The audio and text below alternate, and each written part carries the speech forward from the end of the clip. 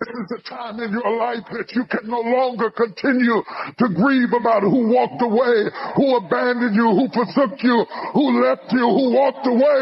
You've got to stand up and recognize that God doesn't need anything that you lost to bless you. God will always use what you got left. I'm talking to somebody, I don't even know who it is, but the Bible said, wake up! Wake up! Wake up! Strengthen what remains. Life is too short to live negative, sour, letting circumstances dictate our attitude. Every morning you need to make the decision, this is another day the Lord has made. At some point we have to look in the mirror and say, maybe I'm the one that needs to change. Maybe I've developed a habit of seeing what's wrong rather than what's right. Maybe I've trained myself to be negative, disrespectful, hard to get along with.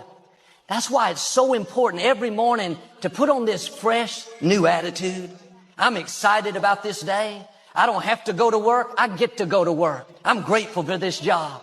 I'm not focusing on what's wrong. Lord, I want to thank you for what's right in my life. You know what you're doing? You're cleaning your windows. What is it that prevents people from doing the things they already want to do in life? The most basic answer, I'm sorry it's so simple, but it's true, it's fear. You know, people make it this complex process. This woman was telling me that I don't understand why they don't do this, why I feel this way. I said, it's called fear. Everybody's afraid we're not enough. Everybody's afraid we're not rich enough, smart enough, young enough, quick enough, fast enough. It's human nature. But the secret is to do it anyway. I know that sounds so simplistic. My work when I'm working with somebody is showing them how to condition themselves, like building a muscle so that you take action first automatically. Because if you don't do that, it's hard. You lose momentum. It's like, how do I get started? Where do I go? And I tell people, throw a rock, wherever it drops, start there. The next person walks by, I go, you're the first person after the rock. Do anything to start the process of moving forward rather than let fear stop you. To say that where your focus goes, energy flows. Yes. Because it just takes you in that right bite. Then the intent part sneaks in there.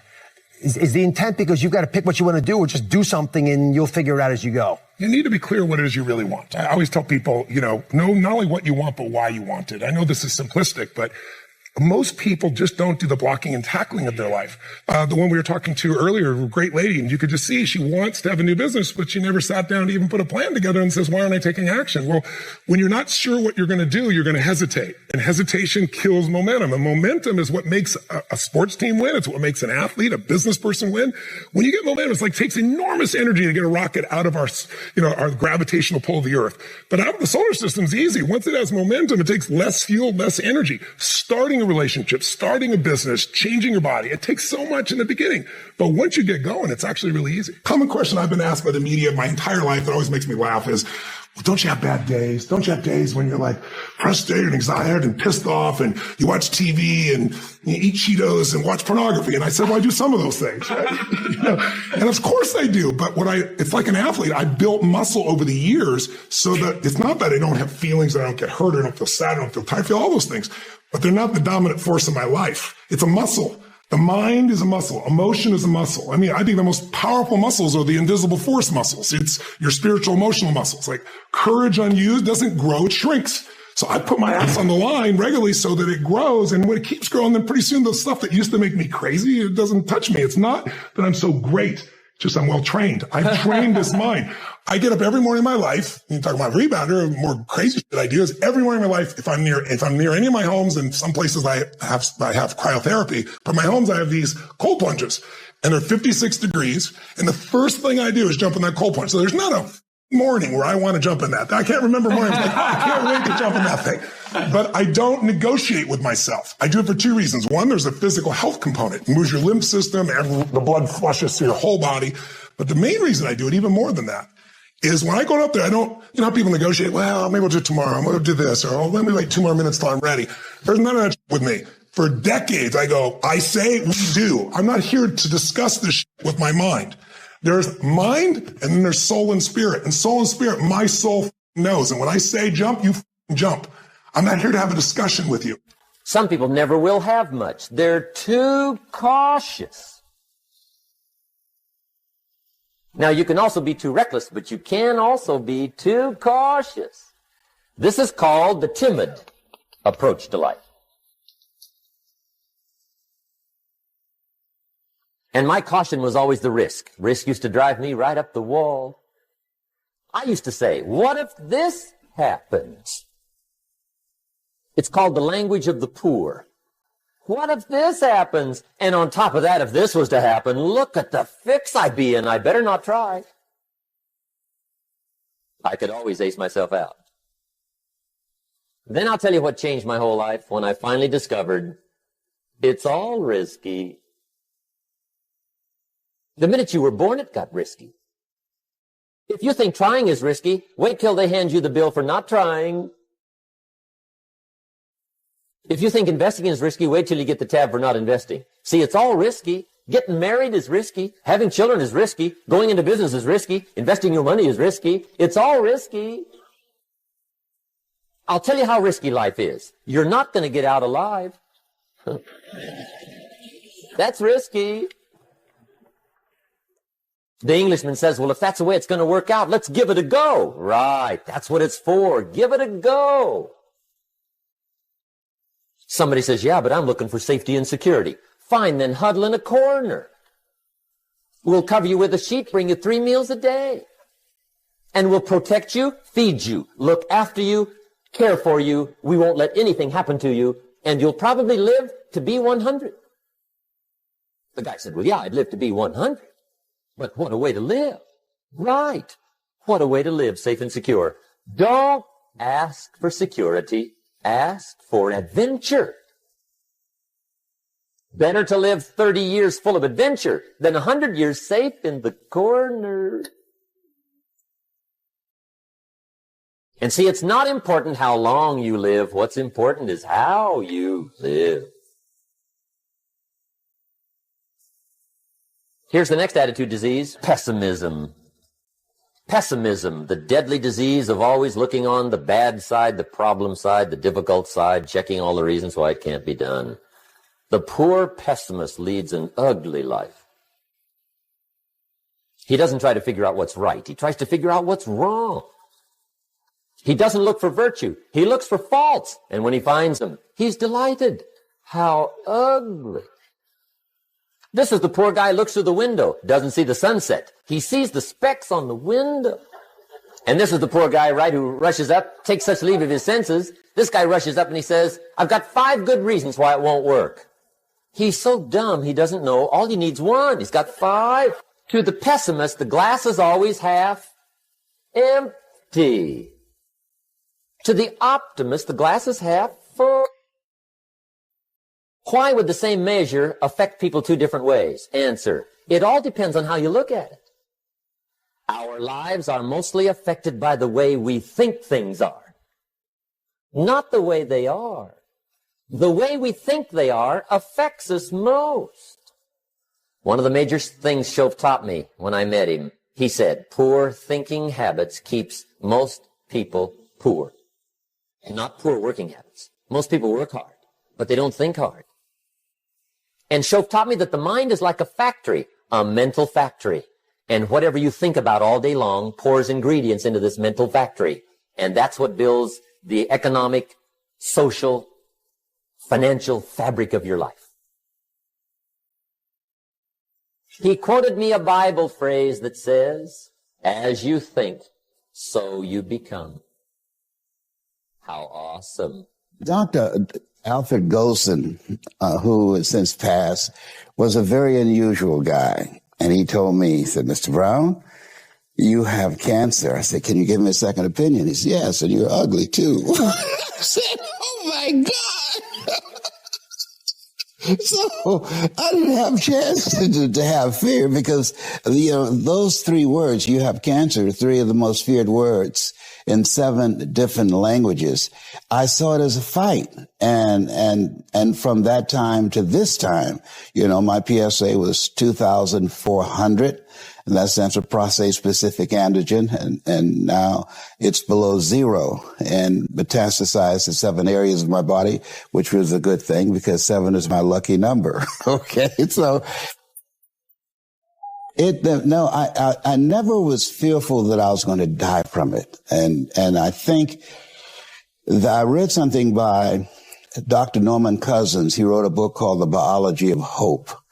And he talked about the fact that when something happens to you, you don't deny it, you defy it. And I was defiant that I'm going to beat this, I'm going to handle this, that there are people who many times when something happens to them, that they embrace it from a place of fear and it takes them out. And L.C. Robinson said, things may happen to you and things may happen around you, but the most important things are the things that happen in you.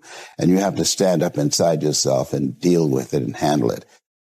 This is our world. We go to church here. We work over here. We go get our coffee over here. We go to this park over here. We usually go over here, hang out with friends. This is our favorite club. This is our world. We all live in this bubble. What you got to do to get the life that God wants you to have, you got to put more air in your bubble. You got to blow your bubble up. Expand yourself. Take yourself out your comfort zone. Do not live in your bubble. If you stay in your comfort zone, that's where you will fail. You will fail in your comfort zone. Success is not a comfortable procedure. It is a very uncomfortable thing to attempt. So you got to get comfortable being uncomfortable if you ever want to be successful. Start putting some pressure on. Put some pressure on yourself. Now, like I was telling you before, if you want to be ordinary, you ain't even got to listen to me. If you think ordinary is cool, ain't no problem. It's some really, really wonderful ordinary people. But if you are sitting in this room and you have extraordinary aspirations, then you're going to have to do extra. But here's the fact. All of you have extraordinary capabilities. All of you. You have to decide if you are willing to do the things to put you in that category. Rich people don't sleep 8 hours a day. That's a third of your life. It ain't but 24 hours in a day. You cannot be sleep 8 hours a day. You can't live in LA and wake up at 8 o'clock in the morning. It's 11 o'clock on the East Coast. The stock market been open 2 hours. They already making decisions about your life and your ass was sleep. I'm going to ask you one question. I'm going to go. How many of you in here know somebody who loves to sleep? Who knows somebody that loves to sleep? Let me ask you something. Ain't they poor? Rich people think different. So what I'm going to put in your head today is rich people concept. Because here's the deal. All of you have everything it takes to become rich. You just don't believe. Now, if you can develop this theory that I'm about to share with you, I have the way for you to be rich. This is it. First of all of you have a gift. God gave it to you when he created. God never created a single soul without giving them a gift. That's the God that created. He's a very smart God. When he made you, he put the gift inside. It ain't under no rocks. You ain't got to go drill it. God put what you needed inside of you at birth. All of you have a gift. It is the thing that you do the absolute best with the least amount of effort. That's your gift. Anything else you doing, you wasting your time. Do you hear me? You wasting your time. If when the alarm clock goes off in the morning and it makes you sick every morning that alarm go off, it's because you ain't doing your gift. You're going against what God created you to be. Do most of you know what your gift is? Who in here doesn't know their gift yet? Okay, let me tell you what you do. Go home today. Don't talk to nobody. Sit down and have one conversation with yourself. What is the thing that I do, the absolute best, with the least amount of effort? This ain't gonna take you long. You old enough, you grown. Write it down. I don't care if it's network. I don't care if it's babysitting. I don't care if it's doing color. I don't care if it's painting. Whatever it is, it's what you do. Sing it. Whatever you do the best, write it down. That's your gift. That's it. You ain't got to go asking a bunch of people. They've been telling you your whole life. You ever had people call you with their problem? They always call you with your problem because you gifted at it. But you didn't know how to identify it. If you identify your gift. Now, let me ask you this question. This thing that you're gifted at, if you did it for somebody, do you think somebody would pay you $10 for your gift? Just $10. Could you babysit for $10? Could you cut somebody's hair for $10? Could you cut their grass for $10? Could you make them a chicken dinner for $10? Could you do something for $10? Everybody. Don't you have something somebody will give you $10 for? Okay, now, once you have something that somebody's willing to pay you $10 for, this is how this works. It's called the multiples of 10. See, you don't have to figure out how to be a millionaire. You just got to figure out the thing that makes you $10. So now here we go. You do it and you make $10. Soon as they pay you the 10, go do it 10 more times. Whatever it was. Watch some more kids. 10 more times. Get another 10. You got $100. When you get $100, whatever you did to make that $100, listen to me. Do it 10 more times. You ain't got to get tricky with it. Just do it 10 more times. You'd have made $1,000. Whatever you did to make $1,000, don't get smart. Stay stupid now. Do it 10 more times. You have now made $10,000. Hold up. Now we finna grow a little bit, but guess what you gotta do to grow? You just gotta do some more. Whatever you made $10,000 doing, I need you to do it 10 more times. What you tripping for? If you do it 10 more times, you got $100,000. Now you might have to hire some people to make this happen. You gotta figure that part out. But all you gotta do is do what you did for $10. Once you make $100,000, if you just do it 10 more times. Negative thinking is a major problem because you got to get control of this. You actually can control what this does. No one else is in charge. If the devil is in charge, it's because you gave him permission. You allowed him in. If God is operating up there, it's because you gave him permission. It's not a magic trick, man. If you want to be successful, you have to get control of this. You can eradicate negative thinking from your life. Now, it's not going to say you're not going to ever have a negative thought. That's not human. I have them, but I don't have them nowhere near as frequent as I used to because I learned what they are, how they work. I get rid of them. I don't have time for you. I'm on a positive track. I got things I'm trying to accomplish. I'm trying to be successful and I'm trying to be happy. If you're trying to be successful or happy, you have no room for negativity. The best way to mask yourself from negativity every morning is to start with gratitude. I'm telling you, man, it's a very simple process. There are some books that you can buy. There's Norman Vincent Peale's The Power of Positive Thinking. It's a very old book. It's only in paperback. It's called The Power of Positive Thinking by Norman Vincent Peale. I read this book when I was 20. It started the process to change in my life. Then I read a book called The Magic of Thinking Big. It's by David Schultz. This just trains you how to think big. You know, it doesn't take any more brain power to think big than it does small. Big thinking gets rid of negativity. Dreams and visions gets rid of negativity. The devil is listening to you. So his job is to dissuade you. His job is to keep you off track. Devil ain't got but one job. He don't want you to be successful. He don't want you to discover your dream. He don't want you talking to God. So he get busy. He busy, man. He send people your way all the time. He all over the internet. He all over social media. The devil got imps. He got people working with him all the time. All they do is just do what he says. But you can control this part. Now, what you cannot do is bury yourself by using your success compared to other people. See, because here's the danger. Let me teach you this. Success is not how far you go. Because, see, you're going to be disappointed all the time. Because somebody always further than you. So now you'll forever be disappointed. Success ain't how far you got. Success is how far you got from where you started. That's your success. You can be successful. But if you constantly looking at somebody else, if I look at Oprah money, I start feeling bad about me. Because I ain't got Oprah money, man. Oprah got $1 billion. I don't have nowhere near no $1 billion. But you mean to tell me that I ain't smart enough to go, Steve, you used to stutter. You couldn't talk outside your house. Steve, you flunked out of school. Steve, you don't have a degree. Steve, you lost everything twice. Steve, you've been homeless and you lived in a car. See, I did all that. Oprah ain't done none of that. So my success ain't from where I am. It's from where I started. So guess what?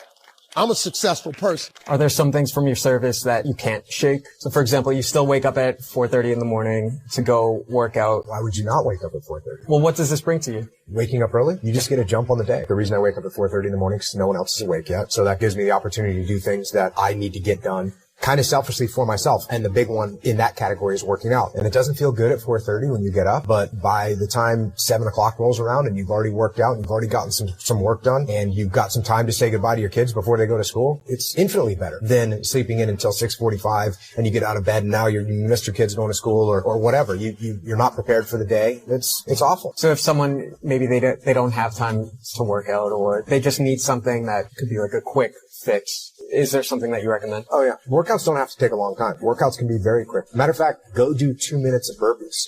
As many burpees as you can in 2 minutes or 4 minutes or 6 minutes. Go and sprint. Go and do anything very intensely for a short period of time and you'll get great benefit out of it. Something I'm sure you hear a lot is 4:30, like this either just can't fit into my schedule or if I'm going to be realistic, I'm probably not going to wake up at 4:30. What do you tell people?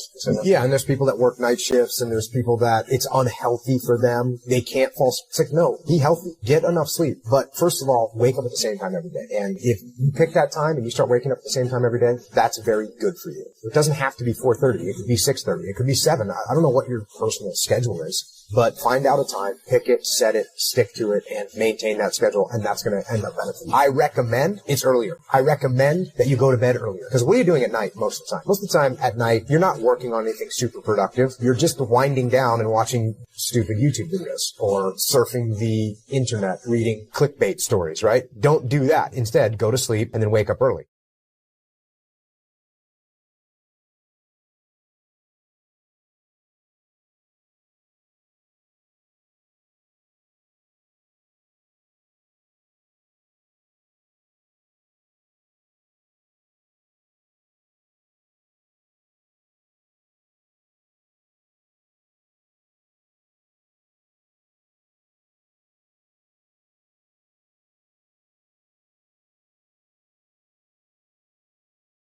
You can't stop negative thoughts from coming, but here's the key.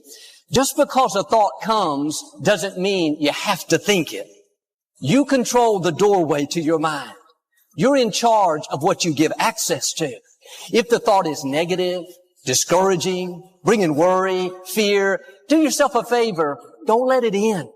It's not complicated. Don't dwell on it. Don't give it the time of day.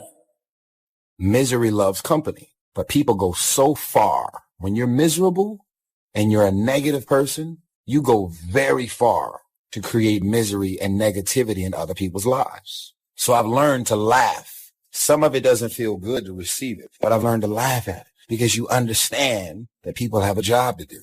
Haters, being a hater is a full-time job. Being a miserable person who has a job to create misery for other people's lives is a full-time job. I mean, who wants to be unemployed? There are some folks in it that will just hate you because God likes you. You don't have to do anything to them. You don't have to mess up anything. You don't have to start a fight. They don't even have to know you. Most of my haters have never met me. I couldn't have done nothing to you because I don't even know you. How you gonna hate me and you don't even know me? Give me a chance to earn your hate. I just want to talk to you about haters for a second, because we all got them. Everybody got haters. I didn't even know I had these many haters. Till I go on the internet, there they are. They just waiting on me. They don't even know me. They don't know you. They just be saying stuff. You don't even know where it come from. That's why we have good and we have evil. And at the same time, what I have an appreciation about is if you're online or if you run into somebody and they just so happens to be a hater and they end up saying something to you that will actually change your life and make you a better person. You may not like the way they're saying it, but if they're saying something that's the truth that could actually impact you and make a difference, then you're supposed to remain a student of life, to learn, even if what you're learning is coming from a hater. Take the lesson from it, grow, mature, understand it, process, and then make the adjustments, and then you keep it moving. Understand that haters have a job to do. Process it, understand it. It balances our world. A leader must have, Napoleon said, a mastery of the details. All can be lost with just a couple of missing details. On the trip to the moon, everything has to work. There's several thousand moving parts. There's several thousand pieces to the project of getting to the moon and coming back, and all of them have to work. And then there's the backup systems for something if something goes wrong to back it up. That kind of mastery of detail is so vitally important. The drama is in the details. Master the details. Good advice, Napoleon Hill. Willingness to assume full responsibility. What happened to me might not have been my responsibility, but what I do about it is my full responsibility. If a hailstorm destroys the farmer's crop, he wasn't responsible for that. But his responsibility now begins when the hailstorm is over, when he asks the question of himself, what should I do now? Wherever you are in the world, just do me a favor and share this video, because just maybe somebody is at home stressed, depressed, frustrated, miserable because they're on the receiving end of hate. When you guys could make a difference in somebody's out there life. Understand, they have a job to do. Look for the lesson in the hate. Learn from it, grow from it, mature from it, process it, and then you keep it moving. I want y'all to understand that haters have a job to do. You have hate and you have love. Never give a hater a stage to stand on, because they want nothing more than to be negative or do something negative and then have everybody to give them attention about it. Think about how far a hater will go. I've learned that insecure people will go above and beyond to create insecurities. Hurt people will go above and beyond to hurt people. There is no worse feeling than that of invisibility. You know, when you are doing your very best and it goes unrecognized, it makes it kind of harder to want to keep doing it. And when you feel unseen, especially by the people whose attention and approval you crave the most, It can create a compulsion in your life to start doing things that are not even really consistent with your character in order to receive from people a confirmation that can be taken away just as easily as it was given. So my message is, if you have felt unnoticed, unappreciated, uncelebrated, and insignificant in this kingdom, what is unseen is often what is most significant. We must drive the dark side of our nature into a small corner and let the positive side flourish. Early, we must learn to exercise self-control. Power is a wonderful thing, but it must be exercised properly to benefit and not to destruction.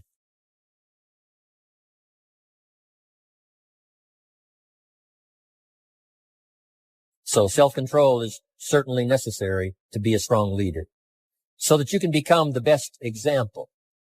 The example of having your temper well managed, having that dark side of your nature under control. The best example of choosing wise words and not being careless, that kind of control. Control of your desires so that they fit into the positive side of life and not the negative side. Self-control, very important. When you decide, I have had enough, a leader is about to be born. Toleration is the graveyard of leaders.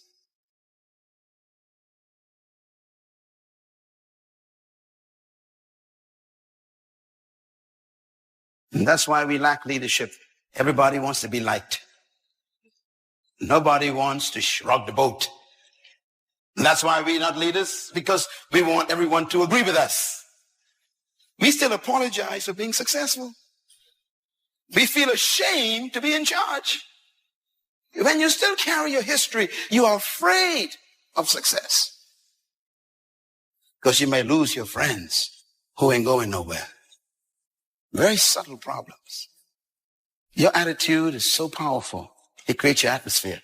It also is a source of your natural lifestyle. If you're going to change your life, you got to change your attitude. Now, here's the bottom line. Your belief system is the source of your attitude.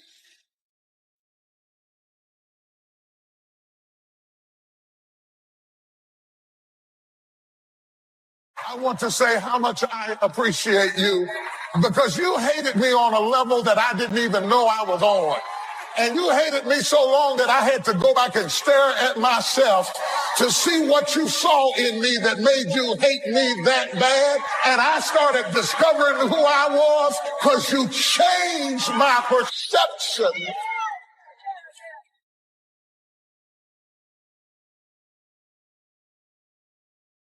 To everyone who is watching this video, no matter what you are doing to achieve a goal or to accomplish a mission or to improve yourself or change for the good for yourself, and you want to see changes in your life, despite of any one of those things that you are focusing on doing, you have to understand something. There are always going to be a certain group of people who are going to hate on you for no apparent reason.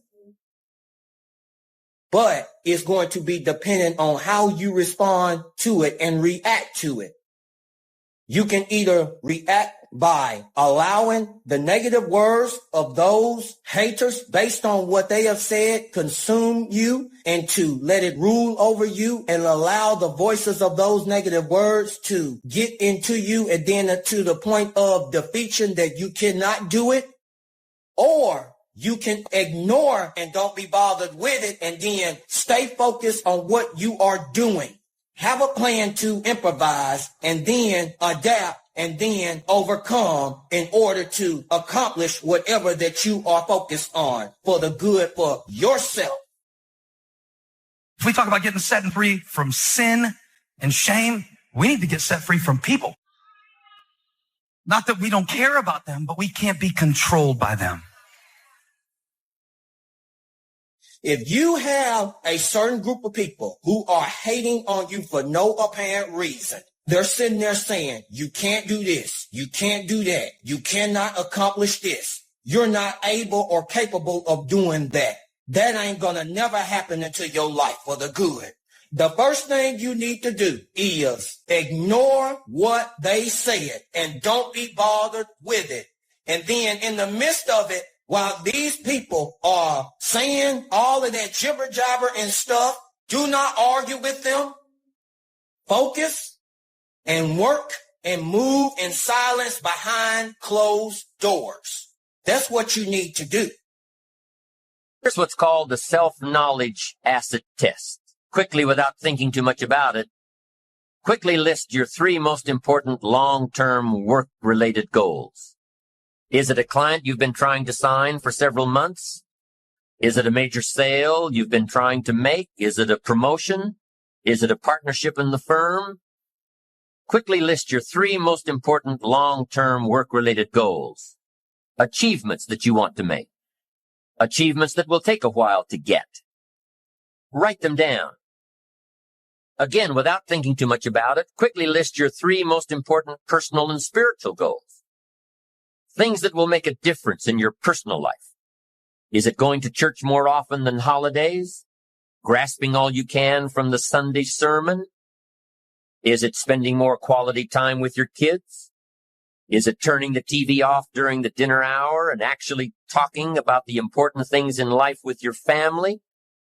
Is it making more dates with your spouse? Is it planning a much-needed family vacation? What is it? What are the important goals in your personal and spiritual life? Is one of them making a conscious effort to exercise more, to eat better, to lose some weight, to get in shape? What are the 3 most important personal and spiritual goals that you have? Write them down. Doesn't matter what they are, just write them down. Now, take some time to really visualize what the achievement of these goals would look like. What does your future hold for you if you landed that big client? What does your future look like if you got that promotion? If you spent more time with your family? If you planned more outings with your spouse? What does your future look like? Really spend some time on this now. It's important stuff. What does it all look like? Ask yourself, is this really my goal? Is this truly what I want? Is it a positive goal? Is it important enough to me to become what it takes to reach this goal? Is it mine? Is it worth it? If your 3 goals on the career side and 3 goals on the personal side don't stand up to these questions, you need to take some time to carefully redefine a few things. Redefine your list. Redefine where it is that these goals came from. Redefine what actually is important to you. Redefine how hard you'll really work to get them. Now, there are 2 parts to this goal setting and redefining process. There's 2 parts. Number 1, don't set your goals too low. An interesting thing that we teach in leadership, don't join an easy crowd. You won't grow. Go where the expectations are high. Go where the demands are high. Go where the pressure is on to perform, to grow, to change, to develop, to read, to study, to develop skills. Now here's the second part on setting goals. Number 1 is don't set your goals too low. Number 2 is don't compromise. Don't sell out. There were some things I went for back in those early years that I paid too big a price for. If I'd known back then how much it was going to cost me, I never would have gone for them. But I didn't know. Don't sell out. An ancient phrase says, count the cost. Count the cost. If it won't make you happy to get it, if you become less in your pursuit of getting it, if it's not worth the life you'll lead after you get it, it's not worth it. Now let's talk a little more about self-preparation. Self-preparation has 2 benefits. The first benefit of self-preparation is that it moves you toward your goal. You've already got it in mind. You know where you want to go. You're getting ready for it. You're doing all the things you're supposed to do. And by getting ready to achieve your goals, you're moving closer to your goals. That's how it works. The second major benefit to self-preparation is that it refuels your ambition. Your activity refuels your ambition. The things that you are doing today are getting you ready for tomorrow. It's exciting. You know that you're getting closer every day. Ambition must be kept alive, be kept active, must continue to move forward. Otherwise, you're just daydreaming. You must keep active, keep moving forward so your ambition can fuel you, motivate you, get you where you want to be. Self-preparation. The benefits are, number one, it moves you toward your goals, and number two, it refuels your ambition. Be prepared. Get ready. This method of self-preparation involves 3 steps. Step 1. Carefully consider where the next opportunity for reaching your goal will originate. Where will it come from? Will it come from networking with your colleagues? Will it come from reading the last book that you bought? The book that's still sitting on your shelf waiting to give you some answers? Will it come from you taking the time to think it out? Where will it come from? The next opportunity that will push you forward. If you don't know, here's what you have to do. For each major goal of yours, the top priorities on your list, for each of these, take out a separate piece of paper, 1 single sheet per major goal, write down your goal at the top, and start listing all reasonable resources. Write down every possible place that you could find the opportunity to achieve this goal. And with each resource, classify them. Ask yourself, is this resource a sure thing? A good bet? About even chances? Unlikely? A long shot? Ask yourself these questions and classify all of the resources you have written down. That's the first step. The second step in this method of self-preparation is to make sure you know what you need to do to be prepared for your opportunities. Take your sure things first. Figure out what you need to do to be prepared when they happen. Break down your preparation into concrete steps. Make sure that you know exactly what you have to do to take advantage of the opportunity when it comes your way. Let's say that one of the top priorities on your career list of goals is to get this new client. Let's take it one step further to say that on your resource list for this goal is to have a lunch meeting with a friend who just happens to be the mentor of the client you're going after. Is this friend of yours a sure bet on your resource list? Well, let's say he is. I mean, you know this guy is a tremendous consulting source for the client you want. The client you want really listens to the opinions and advice of your friend. So you're getting ready to have lunch with your friend. What do? You've got to make sure that you're up on all the knowledge and the industry data that will impress your friend. Make him realize that he knows someone who could benefit from your knowledge and your vitality and your spirit and your experience. Impress him. Impress him so much that he goes back to his friend, the client you're after, and tells this prospective client of yours that he needs to do business with you. Be prepared. Go through your entire list of goals and resources and classify them. Break each resource into concrete steps of preparation. Start by working on the sure bets first, and then move down the line. The long shots will come through every so often, but start with the resources that will serve you best now. Get ready for the opportunities before they come your way. Step 3 in the self-preparation method is to do all you can to make each opportunity more likely to happen. After you've determined what you have to do to get ready, to be prepared, after you've determined this, see what you can do to expedite the process. What can you do to increase the likelihood of this opportunity? Go over it and over it and over it. Use these 3 methods again and again as you assess where you are now and where you have to go next to keep moving toward the achievements that are most important to you. Step 1, consider your resources. Step 2, determine what you have to do to get ready. Step 3, expedite the opportunities. And by the way, this method of self-preparation works wherever you are in your journey, whether you're close to your goals or whether you're just starting your journey of self-direction. This method works. Have working knowledge to draw from. Continually work on yourself in preparation of where you want to be. Build a reservoir of thoughts and ideas and philosophies and experiences that are your own. Build, grow, change, get ready, be prepared. Be prepared for a life worth living. Now, here are the 4 ifs that make life worthwhile. Number 1, life is worthwhile if you learn. Nothing worse than being stupid. Life is worthwhile if you learn. Learn from your personal experiences. Learn from other people's experiences.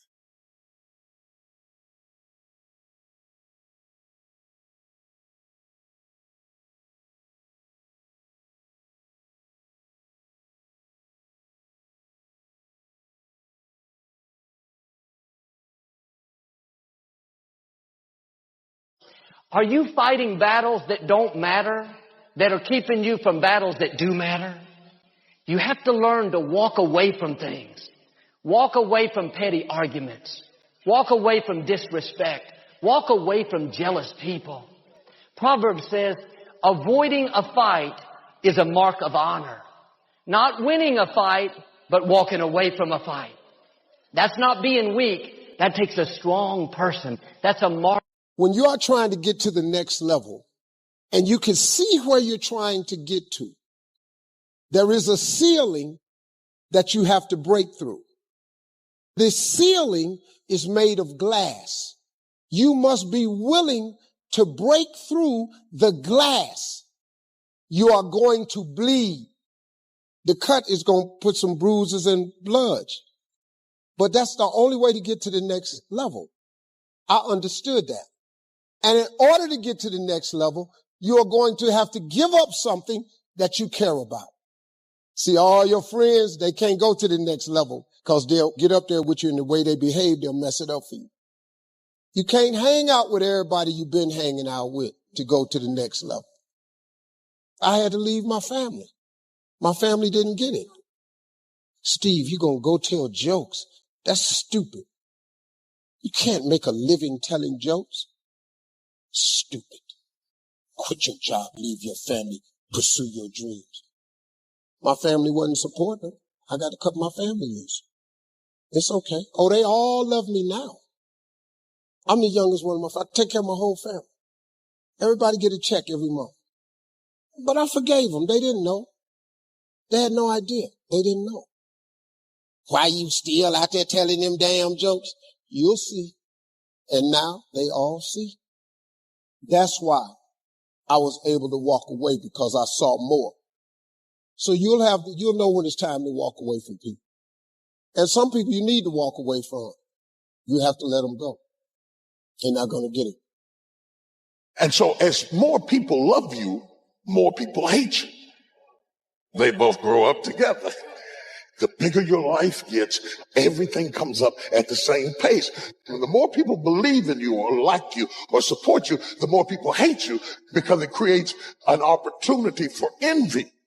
The only way to avoid it is to stay down. If you lay dead, even the animals won't bite you. Do you hear what I'm saying to you? The risk of being bitten is the cost of getting up.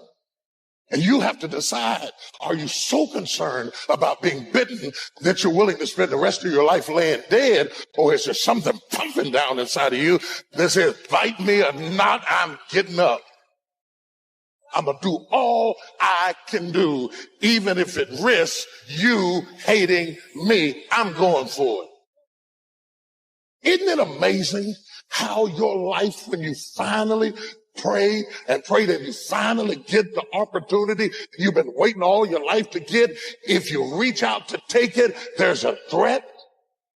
You pray, Lord, I want this career opportunity. I want this door open. And oh God, if you could just give me this position, and it will be perfect and everything will be wonderful. But you didn't know that some in your family was going to go crazy when it did. You could mess up everything at the house. And so you're standing there like this. Anytime God answers your prayer, there are always opposing factors that make success not taste successful. This is very important. The people around you, have everything in the world to do with the decisions you make, because they get in your ear. And if they are wrong, they don't die, you die. You got to make it happen, or it's not going to happen. You got to get up off your hind parts and bust a move, or nothing is going to happen in your life. See, you talk too much about your success. You need to shut it down. Your mouth is too big for where you're trying to go. But because you announce everything to everybody, you further jeopardize the opportunity that the Lord is affording you. I talked to a man growing up. His father was very hard on him, told him that he was never going to amount to anything. Now this man is in his 40s, working night and day, trying to prove to his father that he was wrong. His father still doesn't acknowledge his success. I told him, you don't have to convince him that you're good enough. You're trying to impress someone that's never going to be impressed. Your job is not to change people's mind. Your job is to run your race. Too often, we're trying to get our worth out of what we do. Am I a good enough mother? Strong enough? Successful enough? We think if we work harder, outdress our friend, then we'll feel good about ourselves. We live in this proving mode. The problem is we're getting our value from the wrong place. But when you're secure in who God made you to be, you're content with your looks, you're happy with your personality, then you don't go around competing with others, living to impress that cousin that's more attractive. You know you're one of a kind. When you know who you are, you won't live in this proving mode, getting your value out of what they think. Do they compliment me? If not, let me work harder. Let me prove to them that I'm good enough. Them validating you is not going to move you toward your destiny. Take the pressure off. Your destiny is not contingent on them liking you. It's a distraction. They may be more talented. Celebrate them. You don't have to prove to them that you're talented too. You have gifts that they don't have. Anytime we're trying to prove something, the root cause is insecurity.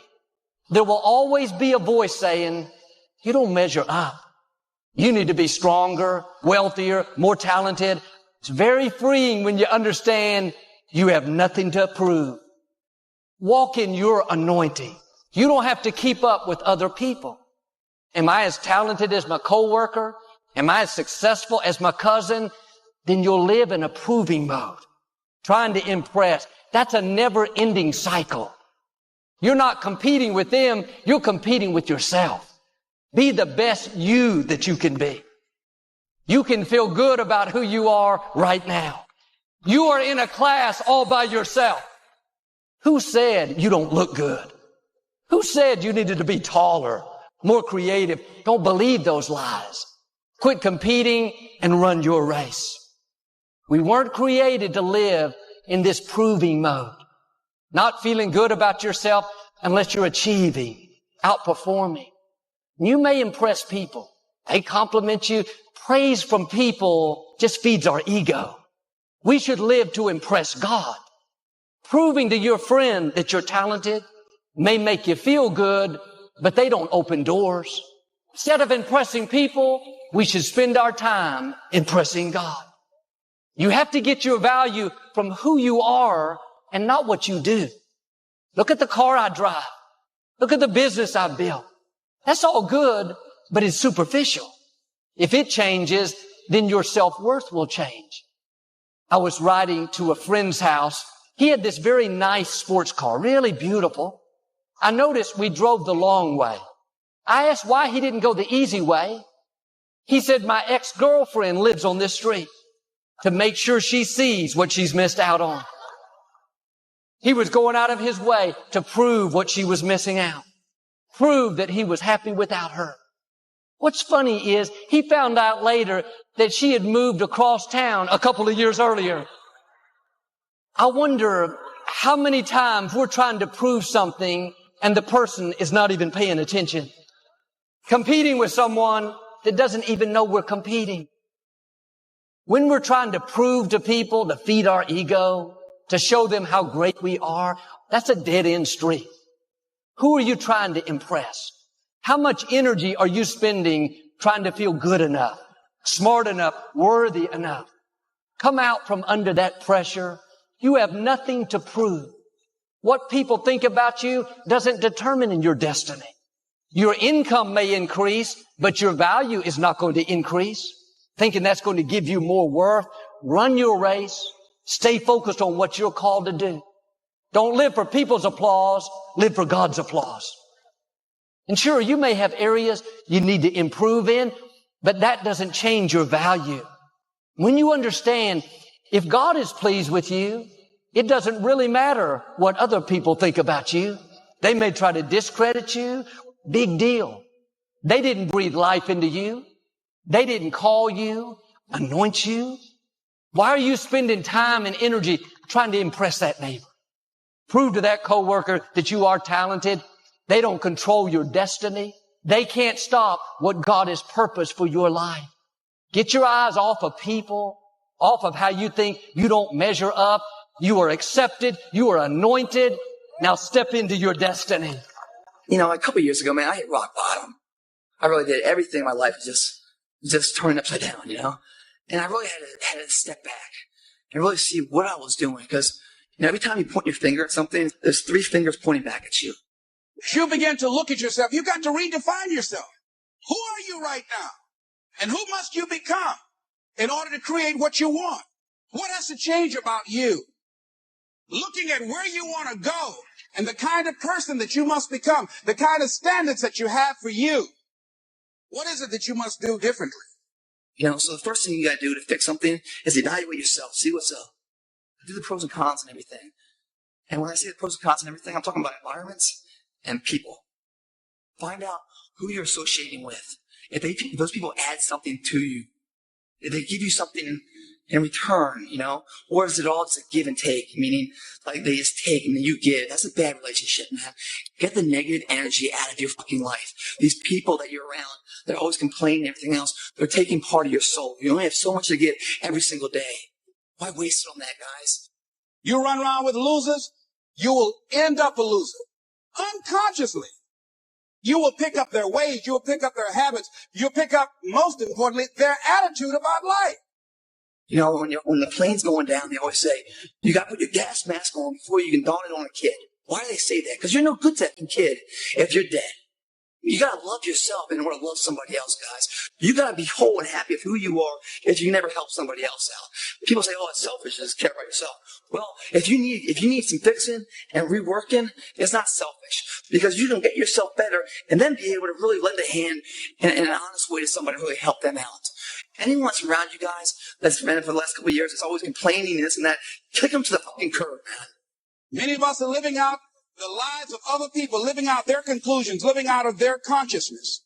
And if you guys are in an environment, a bad work situation, but this fucking work environment is making me a psycho, and I come home and I just want to yell and scream, and it's a bad home environment now because of my work environment, you know, get that fucker out of there. It might be hard for a couple of weeks, but either way, you'll find a new path, a new energy, and you'll find a sense of life again. Work is not about your life. It's about earning some income to have the means to do what you love to do and with the people you love to be around. So really look at not just the fat of your stomach, but the fat in your life, the people and the environments you're in. They're negative. They don't make you a better person. You're stronger if you cut the fat, cut them loose, man. Throw them overboard. Align yourself with people that can encourage you, people that can empower you, people that you can grow from.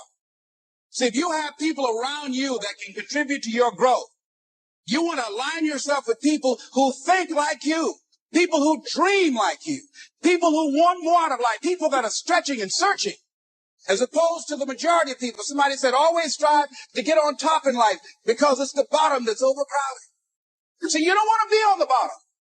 See, it's easy to be on the bottom. It doesn't take any effort to be a loser. It doesn't take any motivation, any drive. But it calls on everything in you, ladies and gentlemen. You have to harness your will to say, I'm going to challenge myself.